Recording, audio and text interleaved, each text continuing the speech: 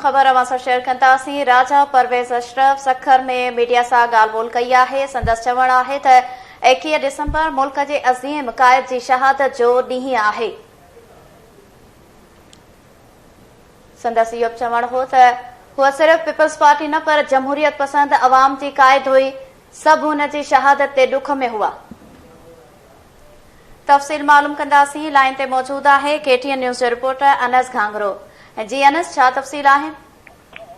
जी, peoples party जो अॻवान ऐं स्पीकर राजा परवेज़ अशरफ अॼु जेको आहे सो सखर एयरपोर्ट ते गड़ी खुदाबख्श भुट्टो रवानगी खां अॻु मीडिया सां ॻाल्हि ॿोल कंदे चयो आहे त शहीद मोहतरमा बेनज़ीर भुट्टो खे ख़िराज अक़ीदत ऐं सलाम पेश करण जे लाइ अॼु जेको आहे सो गड़ी खुदाबख्श आया आहियूं। संदसि चवणो त 27 डिसंबर मुल्क जी अज़ीम क़ाइद जी शहादत जो ॾींहुं आहे। उहो सिर्फ़ पीपल्स पार्टी न पर जमहूरियत पसंद अवाम जी क़ाइद हुई। सभु हुन जे शहादत ते ॾुख में हुआ। राजा परवेज़ अशरफ जो चवणो त शहीद बेनज़ीर भुट्टो हमेशह पार्लियामेंट ऐं अवाम खे इज़त ॾियण जी ॻाल्हि कई। शहीद मोहतरमा मफ़ाहमत जी सियासत जी ॻाल्हि कई, जंहिंखे आसिफ अली ज़रदारी गॾु खणी हली रहियो आहे। संदसि चवणु हुयो त मुल्क खे अहिड़ी फिज़ा जी ज़रूरत आहे जंहिंमें भाईचारो ऐं मफ़ाहमत हुजे।